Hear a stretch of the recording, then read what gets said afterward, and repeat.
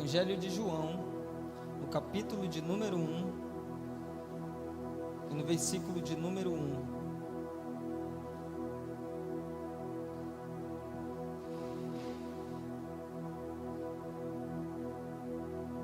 Está escrito assim: no princípio era aquele que é a palavra. Ele estava com Deus e era Deus. Ele estava com Deus no princípio. Todas as coisas foram feitas por intermédio dele, e sem ele, nada do que existe teria sido feito. Nele estava a vida, e esta era a luz dos homens. A luz brilha nas trevas, e as trevas não a derrotaram. Surgiu um homem enviado por Deus chamado João. Ele veio como testemunha para testificar acerca da luz, a fim de que por meio dele todos os homens crescem. Ele próprio não era a luz, mas veio como testemunha da luz. Estava chegando ao mundo a verdadeira luz que ilumina todos os homens. Aquele que é a palavra estava no mundo, e o mundo foi feito por intermédio dele, mas o mundo não o conheceu. Veio para o que era seu, mas os seus não o receberam. Contudo, aos que receberam e aos que creram em seu nome, deu-lhes o direito de se tornarem filhos de Deus, os quais não nasceram por descendência natural, nem pela vontade da carne, nem pela vontade de algum homem, mas nasceram de Deus. Aquele que é a palavra tornou-se carne, viveu entre nós. Vimos a sua glória, glória como do unigênito, vindo do Pai, cheio de graça e de verdade. Amém?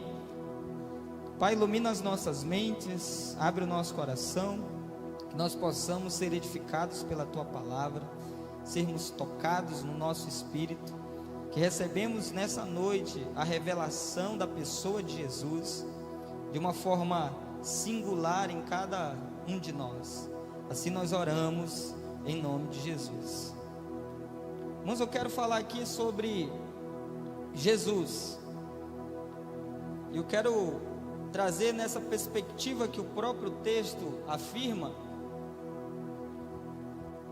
que ele vai falar que Jesus é o verbo, a vida e a luz. E João, que escreve esse evangelho, ele traz uma visão diferente dos demais, porque cada evangelho foi escrito com um propósito teológico. E João, o discípulo a quem Jesus amava, deixou bem claro a sua perspectiva de visão.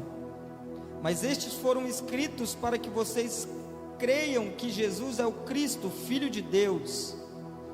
Então João, ele escreve com uma perspectiva mais íntima. Tanto é que histórias que você vê nos evangelhos de Mateus, de Lucas, você vai perceber que em João ele traz uma visão muito mais apurada na questão de clareza de relacionamento. Existem histórias que não estão em outros evangelhos a não ser no de João, como a da mulher samaritana e outros. João era chamado de o discípulo amado, e ele tinha essa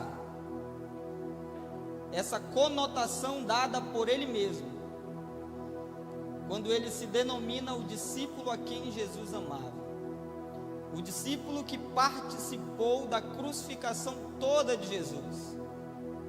Quando todos os discípulos fugiram, João foi o único que permaneceu assistindo tudo. João, ele obtém a revelação da cruz, e ele acompanha tudo de longe, porque ele amava Jesus.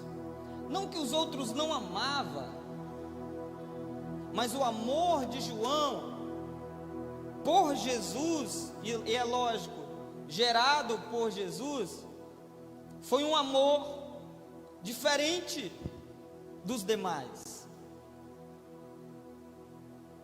Porque João, até a sua morte foi uma morte diferente. Todos os discípulos foram mortos horrivelmente, mas João morreu na sua velhice. João é aquele discípulo que recebe as revelações do Apocalipse. Pastor, quem escreveu o Apocalipse? João. Porque João, ele é a demonstração de um homem de revelação. E o mundo, irmãos, sempre precisou de um homem de revelação. O que seria da igreja e o que seria do mundo sem os homens e as mulheres de revelação? Que homens e mulheres são essas? Homens e mulheres que entenderam e que receberam a revelação do propósito de Deus e assim comunicaram para as gerações.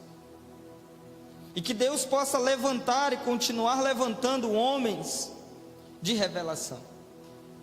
E o texto que nós acabamos de ler, para mim, na minha concepção, na minha particularidade, irmãos, é um dos textos mais extraordinários que fala e que denomina a pessoa de Jesus. Porque João, ele começa dizendo: no princípio era aquele que é a palavra. E ele diz: ele estava com Deus e era Deus.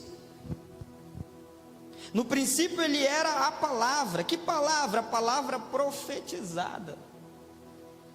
Essa palavra profetizada pelos profetas, e que foi profetizada por atos que aconteceram, como o ato que aconteceu no deserto, quando os israelitas estavam sendo picados pela serpente, e a solução da cura era pegar uma serpente, levantarem uma cruz, e todo mundo que olhasse para aquela cruz com uma serpente iria ser curado do veneno da víbora. Aquilo era um prenúncio de Jesus, porque o próprio Jesus, em um de seus discursos, ele vai dizer: assim como a serpente foi levantada no deserto, assim o Filho do Homem será levantado no madeiro. Ele era a palavra quando o profeta Isaías profetiza, e um texto muito conhecido que a gente já ouviu, quando ele diz: maravilhoso, conselheiro, Deus forte, Pai da eternidade, príncipe da paz. Ele estava falando sobre Jesus, o Messias que viria. E se eu fosse pegar várias passagens aqui para falar sobre as profecias que apontavam o Messias, eu ia falar aqui muitas horas, irmãos. Mas o fato é que esse Jesus, ele era a palavra profetizada. E o texto que nós lemos vai dizer que ele estava com Deus. Ele era Deus. E eu quero explicar para você esse texto na sua conotação, porque a Bíblia diz que ele era Deus e ele estava com Deus. Além de ser Deus e estar com Deus, ele estava com Deus desde o princípio. Espera aí, pastor, como assim? Ele estava com Deus e ele era Deus. Isso indica que Jesus participou de tudo o que aconteceu desde o início da criação. Jesus, para nós, ele aparece na cena há 2000 anos atrás. Mas, irmãos, Jesus, ele já participava de tudo desde o princípio. Desde quando a terra ainda não estava formada, ele já estava participando. Ele estava com Deus e ele era Deus. Jesus era o companheiro de Deus. Eles estavam fazendo juntos a sua obra. No entanto, que em Gênesis, no capítulo que vai descrever a criação, a Bíblia diz: e façamos o homem, façamos no plural. Deus não estava sozinho, Deus estava com Jesus, e Jesus estava participando de todo o processo do desenvolvimento da sua criação. Ele estava com Deus, porque ele e Deus nunca se separaram, a não ser por alguns momentos, aonde Jesus estava em uma cruz, sendo crucificado por mim e por você, e ele grita: Pai, por que me abandonaste? O único momento que Jesus ele se desliga de Deus foi pelo ato de estar morrendo em uma cruz por nós, ali então sugando todo o pecado da humanidade. E como Deus ele é santo e ele não compactua com o pecado, ele teve que se distanciar de Jesus por algumas horas.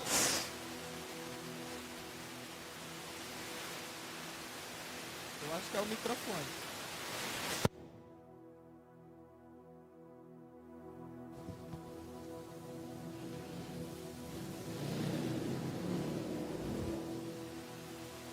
É a pilha.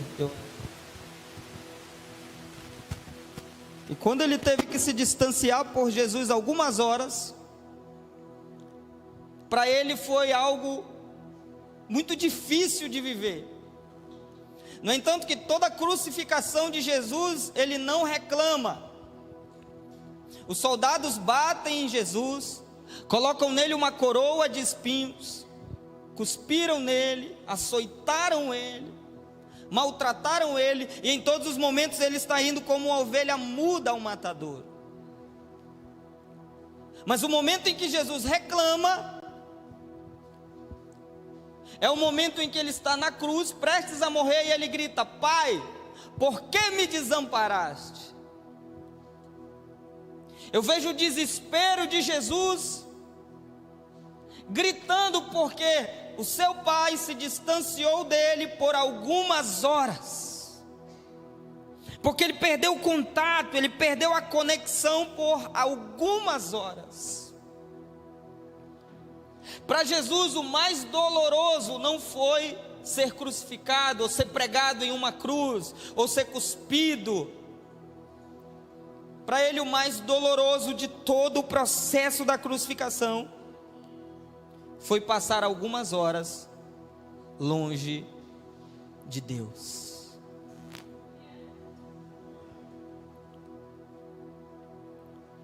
Ele estava com Deus, ele estava na criação, ele era Deus, ele estava no princípio de tudo, ele participou de tudo. A Bíblia diz: e todas as coisas foram feitas por intermédio dele. Se você pesquisar a palavra intermédio, ela significa alguém que está no meio. Como assim? Jesus estava no meio. Tudo foi feito por intermédio dele. Ele estava no meio. Deus, criação, Jesus. Então, Jesus recebia a orientação e a comunicação da vontade de Deus, e por intermédio dele, todas as coisas eram feitas e eram criadas, porque ele era o intermediário de Deus e sua criação. Pelo fato de estar conectado com Deus, ele recebia de Deus todo o parâmetro e ele executava. Por isso que a Bíblia diz: todas as coisas foram feitas por intermédio dele, e sem ele, nada do que foi feito seria feito.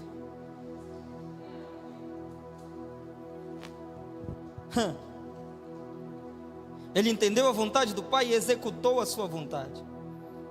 E sabe como que funciona a vontade de Deus? A vontade de Deus, desde o princípio, ela nos deixa um ensino. Ela é executada pelo discernimento que alguém tem no Espírito. É quando um homem e uma mulher de Deus decide viver perto de Deus, íntimo de Deus. E esse relacionamento torna o seu espírito sensível.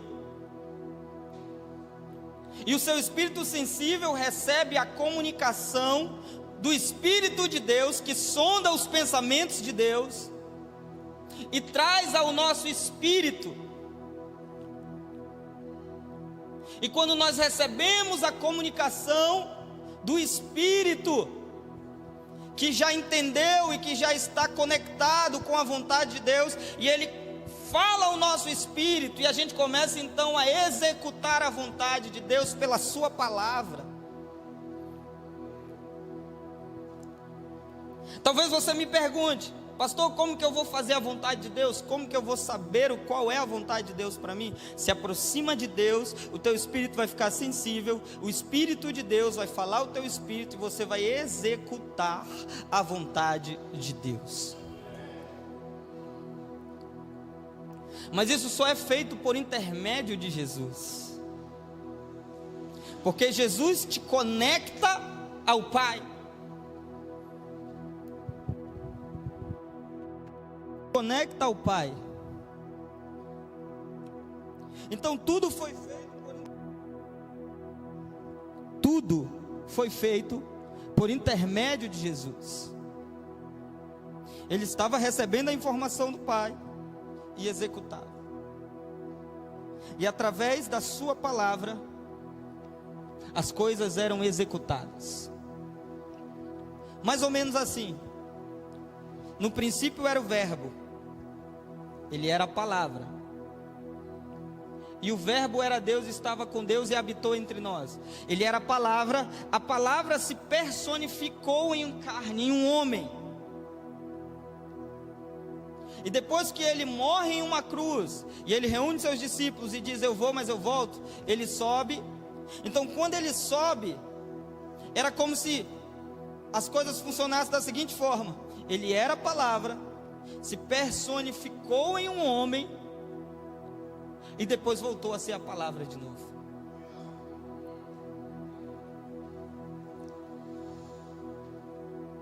Ele sai da palavra, executa a vontade de Deus e volta para a palavra de novo.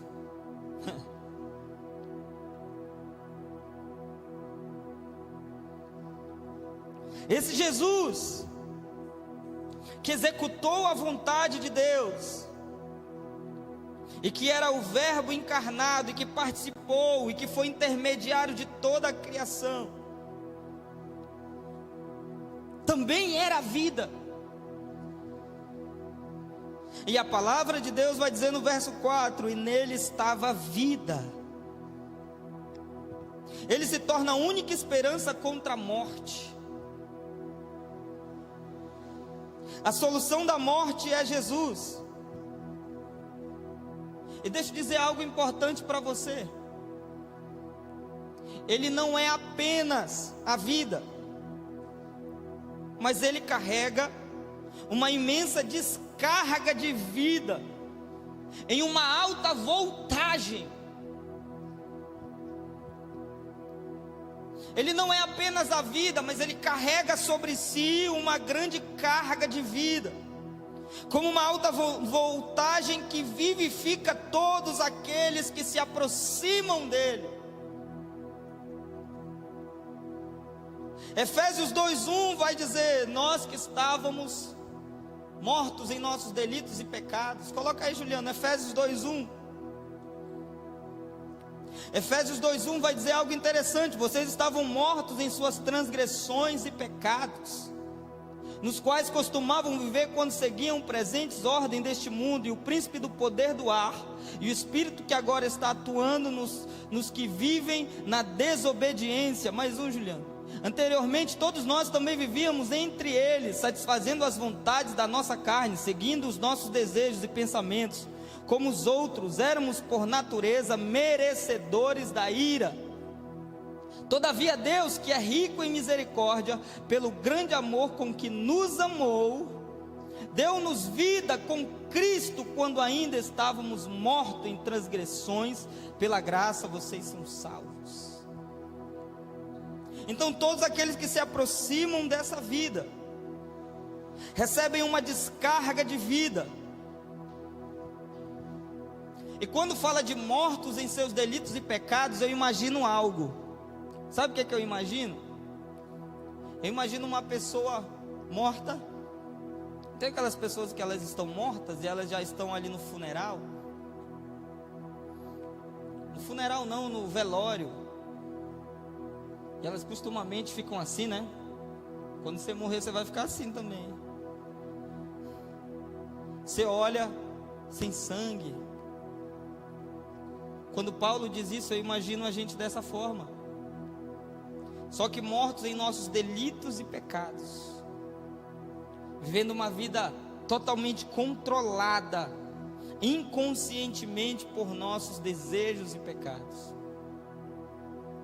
Mas Jesus, que é a vida, que não é apenas a vida, mas transcende toda a vida,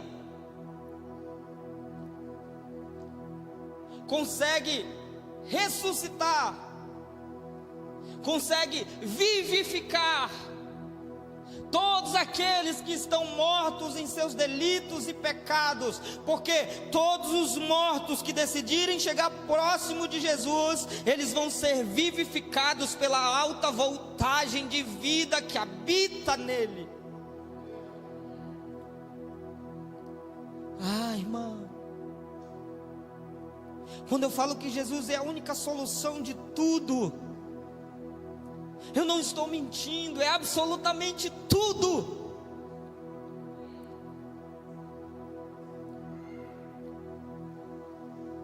Jesus é a solução do problema do pecado. Talvez você está aqui e você possa dizer para você mesmo: eu não consigo largar esse pecado, eu não consigo largar esses desejos, eu sou frágil, eu não consigo deixar de viver uma vida pautada nas minhas transgressões. Mas eu quero te informar essa noite, meu irmão, que Jesus emana vida, Ele é a própria vida, e nessa noite Ele pode te vivificar com uma alta carga de poder e de graça.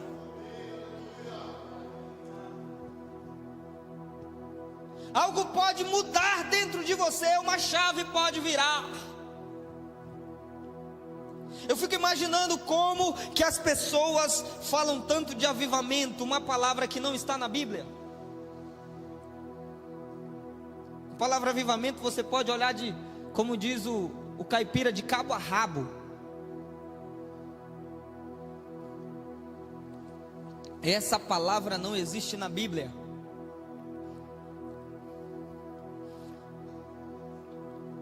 Mas por que nós clamamos por avivamento? Por que se falam tanto sobre avivamento, que fazem seminários sobre avivamento?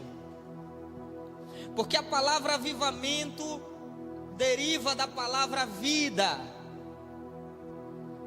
A palavra avivamento significa realçar a cor, tornar aquilo que está opaco, aquilo que está sem cor, mais vivo. E a palavra avivamento deriva da palavra vida. Então automaticamente, se Jesus é a vida, todo o avivamento emana de Jesus. É por isso que não existe avivamento sem cruz, sem Jesus e sem a palavra, porque se Ele era a palavra, Ele encarna-se em um homem, mas depois Ele volta para a palavra de novo. Então todo o avivamento emana da palavra do Senhor, que é Jesus escrito.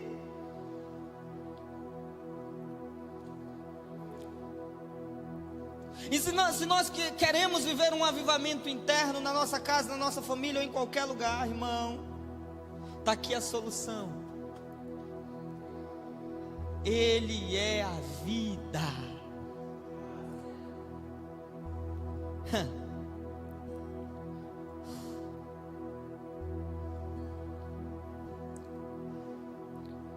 Irmão, eu queria que você saísse daqui empolgado com isso hoje.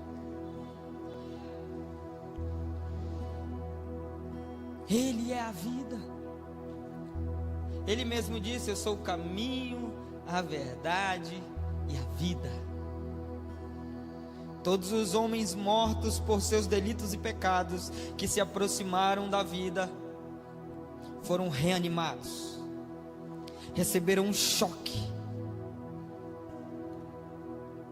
foram vivificados.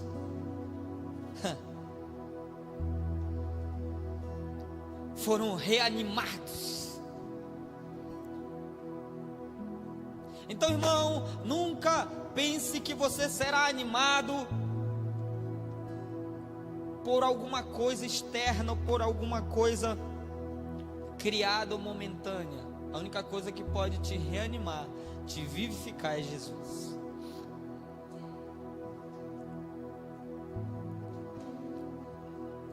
Nós poderíamos promover vários eventos aqui, e você poderia até frequentar esses eventos, mas esses eventos seriam apenas um start para você frequentar o lugar secreto.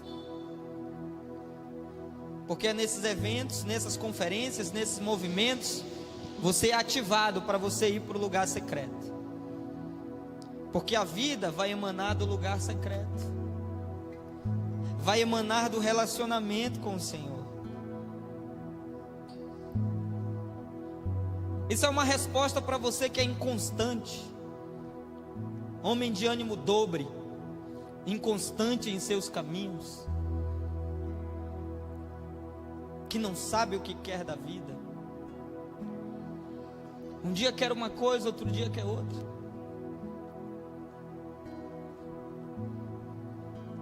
E por que eu sou inconstante, pastor?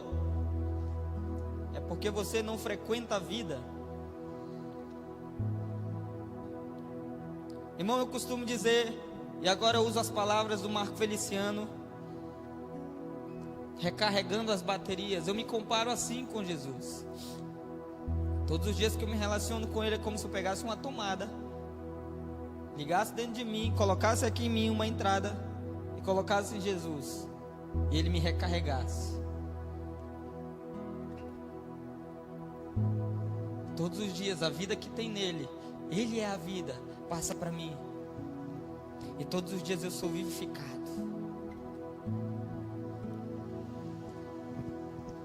E todos os dias eu sou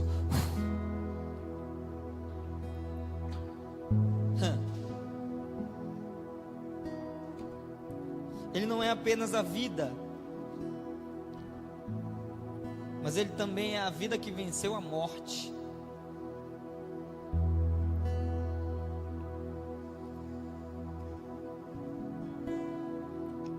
A única pessoa, e agora é jargão de pregador.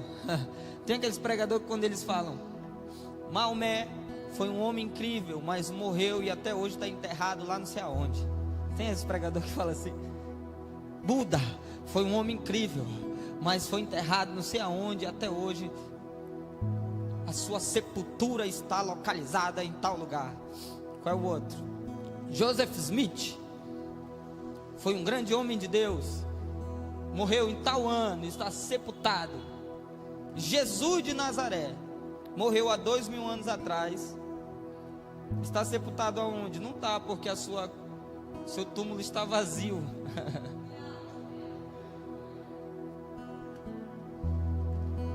Deixa eu dizer isso para você, nós também vamos provar disso. Porque essa vida não abrange uma vida abundante aqui na terra, mas uma vida eterna.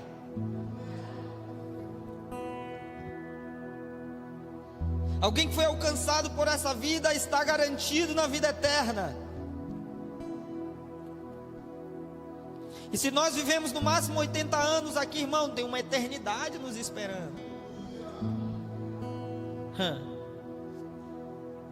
E a palavra já diz eternidade, algo que não tem fim. Ele não era apenas a vida, mas ele era a luz. E o texto vai dizer: e ele era a vida, e esta era a luz dos homens. A luz brilha nas trevas, e as trevas não a derrotam. A luz que clareia as trevas. Trevas significa viver na inconsciência da depravação humana.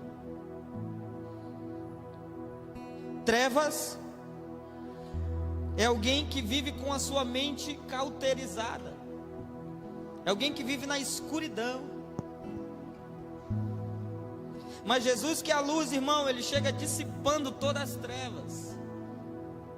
Esse lugar, se ele estiver todo com as luzes todas apagadas e as portas fechadas, nós não vamos conseguir enxergar um ao outro. Mas a partir do momento que as luzes forem acesas, nós conseguimos enxergar tudo muito bem. Essa luz que chega para dissipar as trevas, ela não dissipa as trevas de uma forma externa, mas de uma forma interna. Quando Jesus, que é a luz, alcança alguém, quando ele alcança o homem pecador, a mente desse homem pecador é iluminada. Acontece um estralo dentro da mente desse homem. É como se a vida de uma alta voltagem toca esse homem pecador e acende uma luz dentro dele, e essa luz, pela vida que é acesa, clareia a mente desse homem pecador, e ele começa a enxergar o que ele não enxergava antes. Então aquilo que ele praticava outrora, que ele vivia em uma vida de pecado, quando a luz que dissipa as trevas alcança essa pessoa, ele olha e enxerga, e ele diz: cara, isso é ruim. O que eu fazia era horrível. As minhas práticas eram horríveis. Isso já aconteceu com você? Quem lembra do seu passado se arrepende? Talvez algum de vocês olhem para o seu passado e pensem assim: cara, como eu fui capaz de viver isso, de fazer isso? Irmão, é porque a sua mente estava cauterizada pelas trevas. Mas a partir do momento que a luz chegou e acendeu algo, tudo começou a mudar.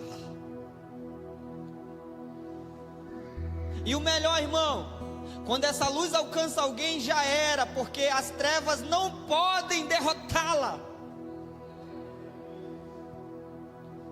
É alguém que tenta fugir de Deus, mas não consegue.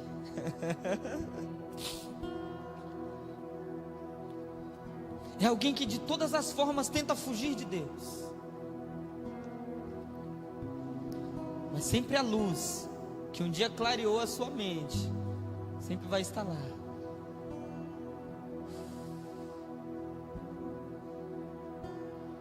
Essa luz que ilumina a maior da escuridão, da inconsciência do homem, chama-se Jesus. E agora a gente entra em uma outra fase, porque se nós estávamos no escuro, nas trevas, nós andávamos pelos nossos instintos e pecados e desejos. Era como se fosse um cego vivendo para satisfazer os seus próprios desejos. Não é assim a gente no mundo, a gente fora da vontade de Deus, não é assim? Sim ou não? Para analisar a sua vida, se você tem vivido fora da vontade de Deus. Ela gira em torno de satisfazer as suas próprias vontades, os seus próprios desejos. Por isso que os jovens hoje, eles tentam achar realização no sexo, nas festas, nas baladas, em várias outras coisas. Por isso que as pessoas estão em todos os momentos tentando satisfazer os seus desejos. Por quê? Porque elas estão na escuridão, elas estão cegas. É como se você estivesse com as luzes apagadas, tentasse encontrar um caminho. Imagina você andando em um galpão todo escuro,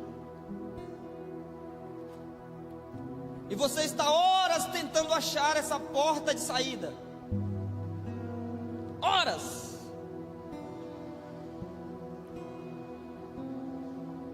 E você apalpa em uma porta, apalpa em uma parede, mas você não encontra a porta de saída. E você está horas ali.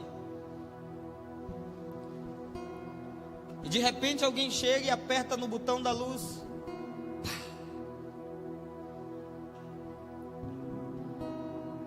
E aí você olha e vê como estava tão perto da porta de saída.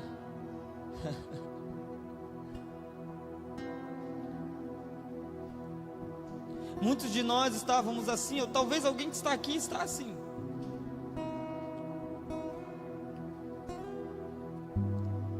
Você está dentro de um galpão apalpando, tentando achar uma saída.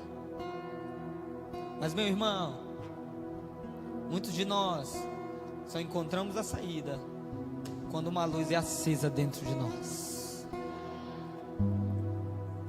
E essa luz é tão forte que ela dissipa as trevas. E agora você enxerga o caminho. Você enxerga os móveis. Você enxerga o horizonte. Você enxerga a vida com outra perspectiva. Porque a sua mente foi clareada. É por isso que nós trabalhamos como igreja.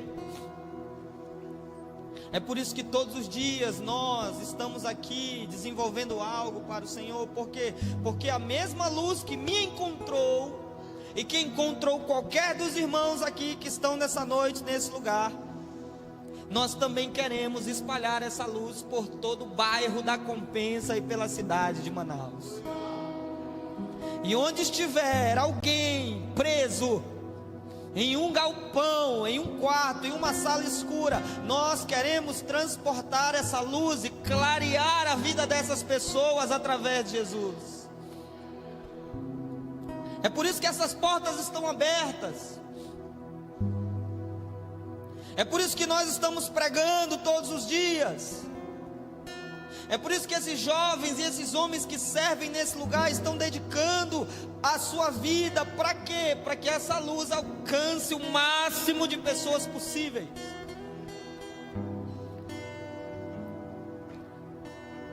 Porque nós sabemos o efeito que essa luz ocasiona. Ah, meu irmão, eu não paro de chorar. Porque eu sei o efeito que essa luz ocasiona, irmão.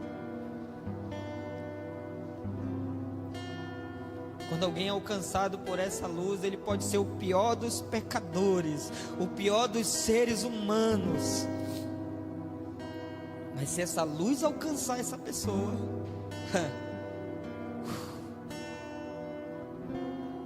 o traficante vira pregador, prostituta vira líder do grupo de intercessão, o jovem viciado na droga se torna um missionário, o mendigo se torna um empresário, o desprezado, o improvável se torna um apacentador. E alguém pergunta: o que aconteceu? Foi a luz que alcançou essas pessoas.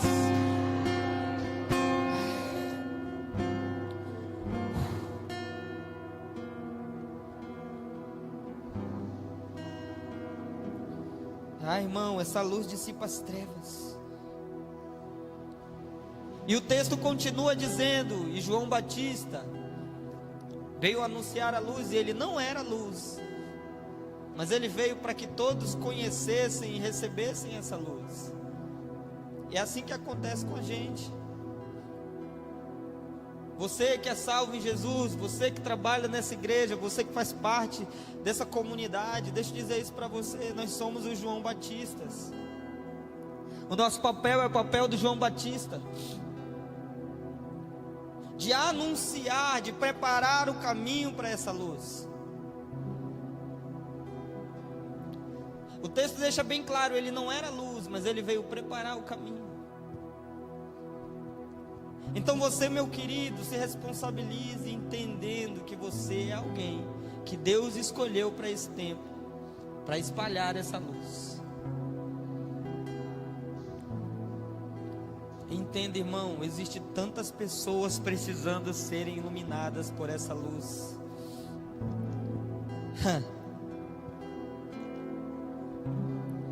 Existem pessoas que você ainda não conhece, mas essas pessoas vão cruzar o teu caminho. Em algum momento, você vai pegar e dizer: está aqui a luz. Você será um agente que vai iluminar a vida dessa pessoa. Em algum momento, alguém vai entrar nessa igreja em total escuridão e trevas. E quando ele sentar nessa cadeira, que emana desse lugar, vai acender uma luz dentro dela.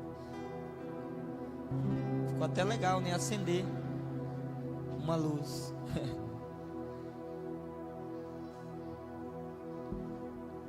E quando isso acontece, irmãos, nós somos adotados como filhos. E todos os que receberam, deu-lhes o poder de serem chamados filhos de Deus. O que é a igreja? A igreja é a reunião dos filhos, é a família de Deus, é a unidade coletiva do corpo de Cristo, dos que foram salvos, de todos aqueles que encontraram esse verbo pela palavra, de todos aqueles que foram alcançados por essa vida,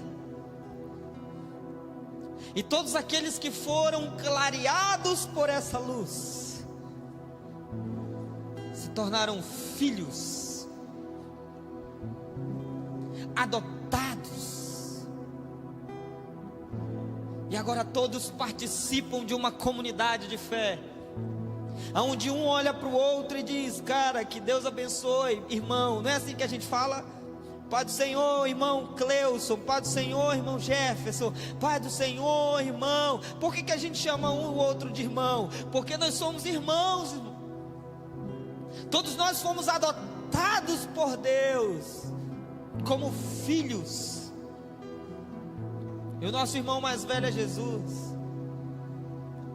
o intermediador de tudo.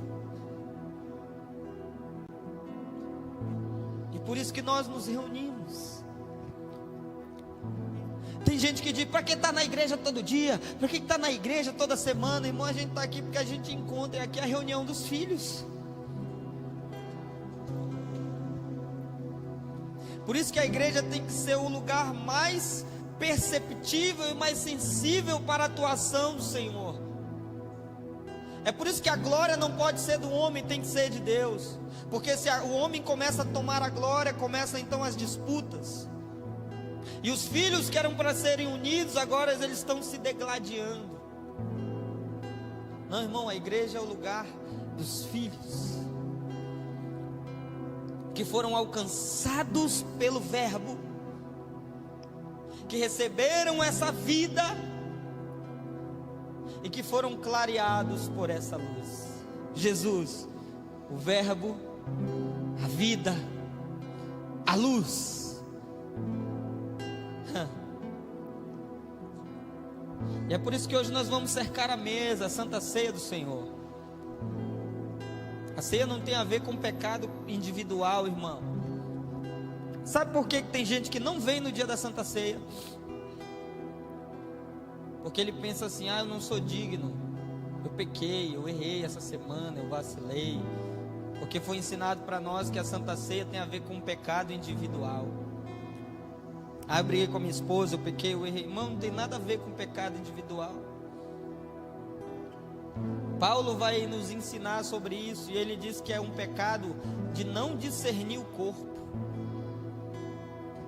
O que é ceiar indignamente? É não discernir o corpo de Cristo, é não compreender isso que eu estou pregando para você aqui.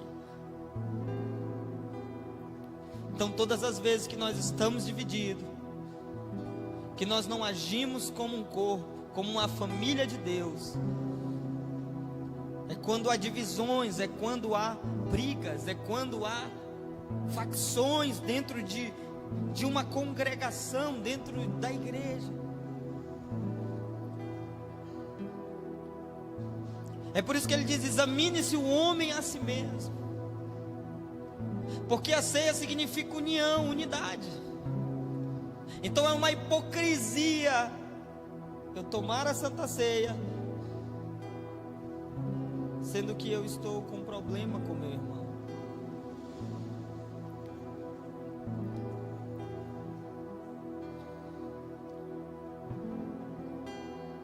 Nós somos uma família.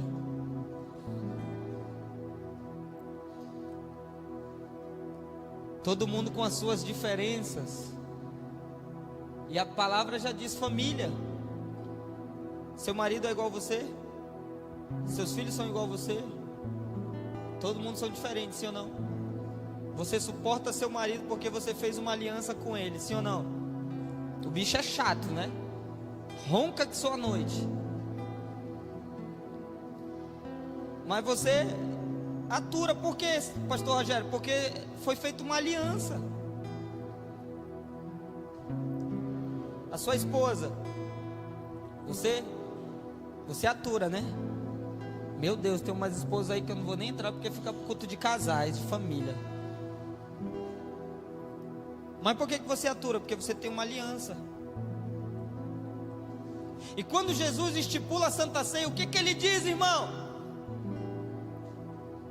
Esse é o símbolo da nova aliança. Quando ele levanta o pão, ele diz: esse é o meu corpo que será rasgado por vocês. Plural, é vocês, é os filhos, é os alcançados pelo verbo, pela vida e pela luz. Quando ele levanta o cálice e diz: esse é o meu sangue que será derramado em favor de muitos. Ele está dizendo: muitos, coletivos, vocês. Esse é o símbolo da nova aliança. É uma aliança vertical e horizontal. Uma aliança de mim para com Deus e uma aliança de mim para com meu irmão. Por isso que o lugar onde não precisa haver falsidade é na igreja. Você precisa ser verdadeiro. Por isso que eu peguei o microfone aqui, eu falei logo: irmão, eu estou estressado, eu estou meio encabulado, dei um carão aí nos meninos. Não preciso ficar maquiando para você gostar de mim. Você tem que gostar de mim como eu sou. Também não fui muito ignorante, eu fui delicado, porque tem que ter sabedoria.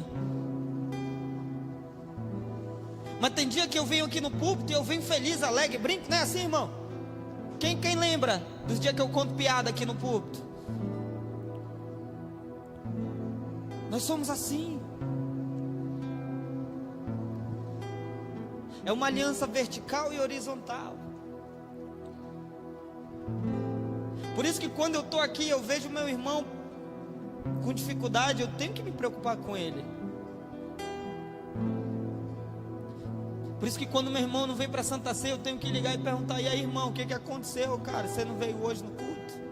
Tá tudo bem? Por isso que tem que haver verdade entre nós. Então Santa Ceia não tem a ver com pecado individual, tem a ver com coletividade, pluralidade. Quando você está tomando o cálice, o vinho, e você está comendo pão, você está dizendo: o verbo, a vida e a luz me alcançou, e agora eu quero permanecer nessa aliança até a sua volta.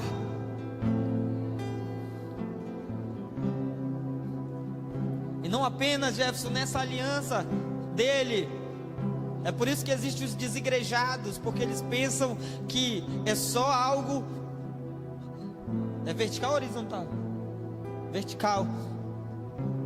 Deu um branco na minha cabeça agora, irmão. E ele esquece que existe uma aliança horizontal. Eu preciso fazer parte de uma igreja, eu preciso fazer parte de uma congregação, eu preciso servir os meus irmãos, eu preciso comungar, eu preciso participar, isso me gera vida.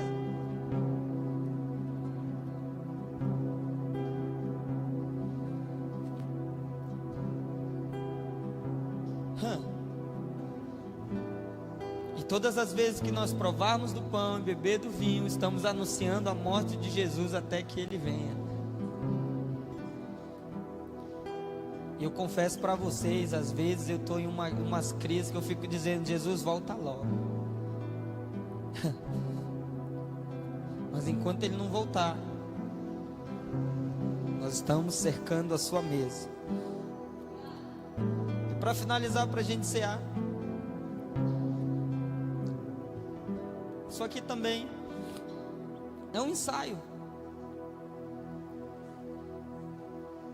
Porque quando nós formos levados, quem acredita que o Senhor vai te arrebatar aí, irmão? Dá um glória a Deus aí.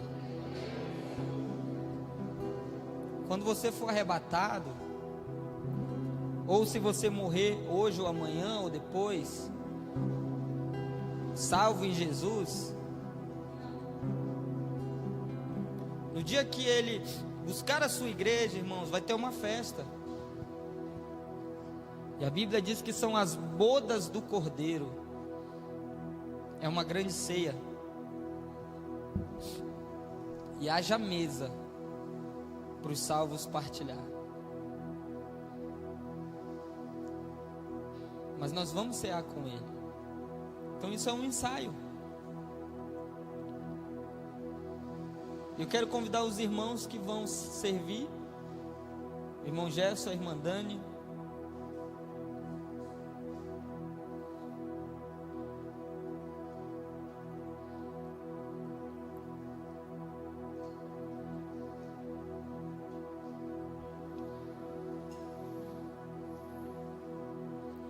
Pode servir.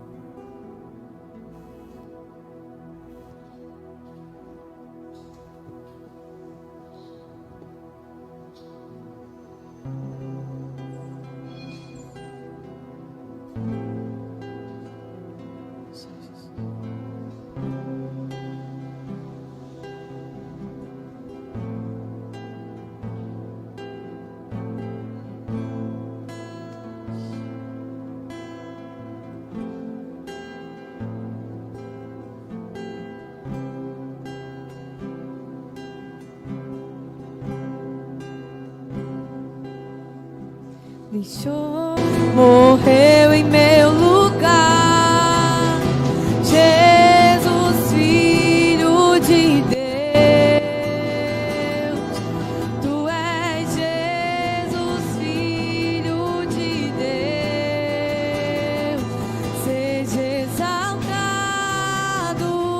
engrandecido, Teu nome é santo, poderoso é, e não há nada que apague o seu amor. A cruz me libertou, a cruz me libertou, seja exaltado, engrandecido. Tem algum irmão que faltou pegar pão ou vinho? Todos pegaram?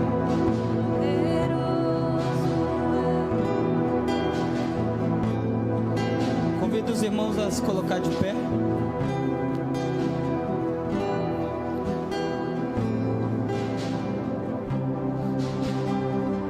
Irmão, a Bíblia diz em 1 Coríntios, capítulo de número 11, versículo de número 23: pois recebi do Senhor o que também lhes entreguei, que o Senhor Jesus, na noite em que foi traído, tomou o pão, tendo graças, partiu e disse: isto é o meu corpo, que é dado em favor de vocês, façam isso em memória de mim. Da mesma forma, depois da ceia, ele tomou o cálice e disse: este cálice é a nova aliança no meu sangue. Façam isso sempre que o beberem, em memória de mim. Porque sempre que comerem este pão e beberem este cálice, vocês anunciam a morte do Senhor até que ele venha. Então, mediante a isso, mediante a um ato litúrgico que nós como igreja recebemos como uma orientação do Senhor, eu quero viver isso com você, quero praticar isso agora com você. Eu quero que você troque o seu cálice com algum irmão aí que estiver próximo de você, simbolizando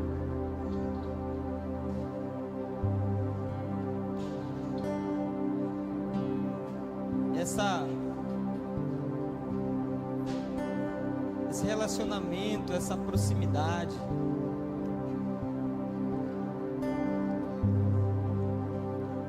E agora, irmãos, eu libero uma palavra sobre nós, sobre essa igreja, que a partir de hoje, desse momento que nós provarmos desse cálice, comermos desse pão, que uma vida de Deus seja ativada dentro de você,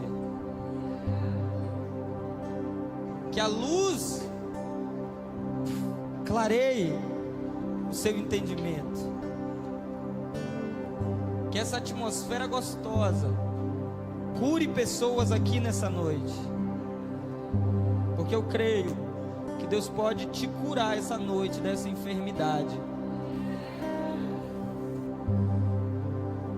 Que o Senhor renove as nossas forças, que o Senhor anime e dê força ao cansado, que o Senhor alivie o sobrecarregado,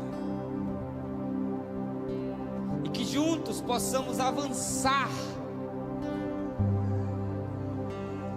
para a vontade de Deus nesse lugar. Eu convido você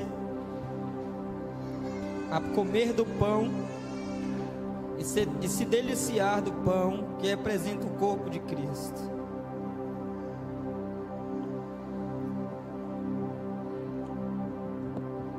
E logo em seguida, eu convido você a provar do vinho e adorar o Senhor.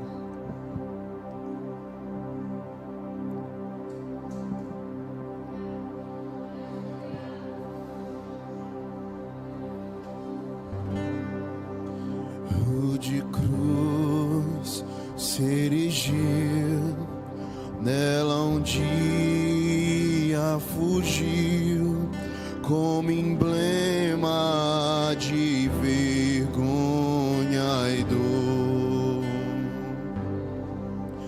Mas contemplo essa cruz, porque nela Jesus deu a vida por mim, pecador. Sim, eu amo a mensagem da cruz, até morrer eu a vou proclamar. Levarei também minha cruz, que é por uma coroa trocar. Que o Senhor cure toda enfermidade nessa noite, em nome de Jesus. Que o Senhor renove você, que o Senhor te dê forças, que uma chave seja virada, que uma luz acenda, que a vida pegue você com uma carga de alta voltagem, te reanimando e te vivificando, para que você possa morrer para os seus delitos e pecados. Que a graça do Senhor alcance você, a sua casa, a sua família. Que semanalmente possamos estar comungando dessa fé, vivendo a vida da igreja gloriosa de Jesus, amando uns aos outros, partilhando uns com os outros, pregando o evangelho de Jesus com integridade, ousadia e graça, curando enfermos, expulsando demônios, fazendo a obra de Jesus que Ele denominou obras maiores. Que possamos nos compadecer de misericórdia dos necessitados e das viúvas, dos menos favorecidos da sociedade. Que possamos avançar com piedade, com graça, trazendo essa luz, esse verbo e essa vida aos homens, e assim iluminando lugares obscuros da sociedade, cada um em sua área, cada um em sua função, mas o Espírito é o mesmo, a autoridade é a mesma, e Ele opera na diversidade de cada um. Que os ministros que estão paralisados acordem essa noite, que os vocacionados recebam poder agora que emana da cruz.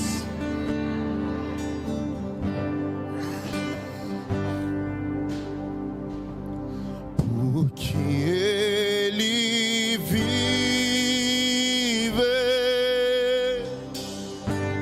posso crer no amanhã.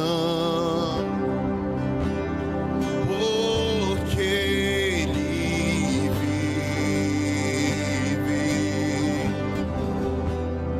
temor não há,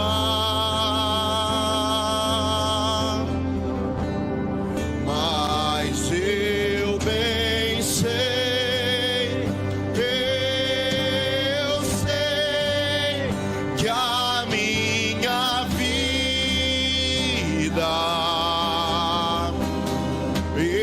está nas mãos do meu Jesus, que vivo está.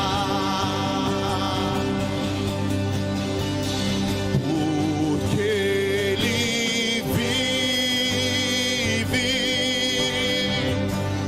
posso crer no amanhã. Porque Ele vive, temor não há, mas eu bem sei, que a minha vida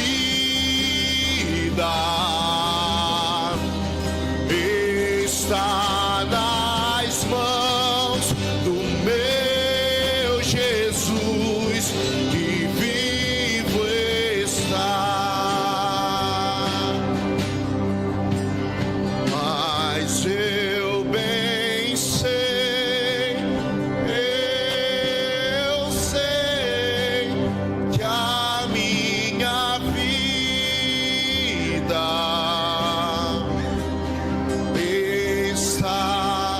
Nas mãos do meu Jesus, que vivo está. é Jesus.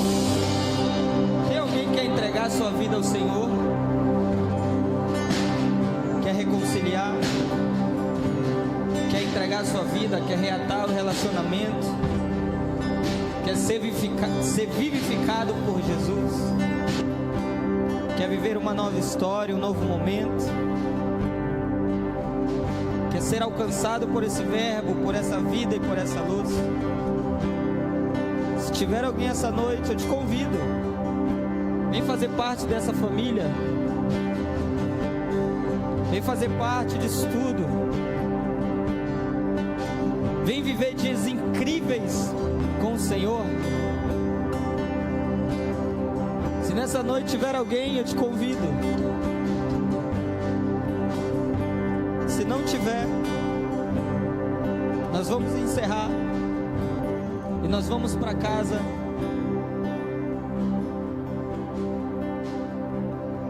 Para viver isso tudo. Amém?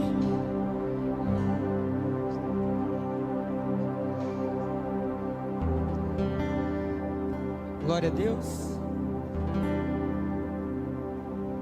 Que tremendo, irmão. Quinta-feira estudo, domingo culto. Domingo eu vou começar uma série falando sobre Jesus. Eu já comecei hoje, na verdade. Então não falte, tá bom, irmãos? Vai ser tremendo, vai ser bênção. A pastora Larissa tá vendendo trufa ali para a igreja, tá bom? A gente vende para ajudar a arrecadar. Então você que quiser comprar, é 1, é 2, 3 por 5, é? 1 é 2, 3 por 5. Amém, irmãos? Que a graça do Senhor Jesus, o amor de Deus nosso Pai, a comunhão e a consolação do Santo Espírito esteja com toda a igreja, hoje e eternamente. E quem recebe, diga amém. Glória a Deus. Dê um aplauso a Jesus. Cumprimenta o irmão que estiver aí do seu lado. Os irmãos que pegaram a ficha, que preencheram, deixa com a irmã Maísa, tá bom? Não saia aí sem cumprimentar os seus irmãos. Aos namorados, feliz dia dos namorados. Que Deus abençoe, tá bom? Multiplique. Quero que saia um dilúvio de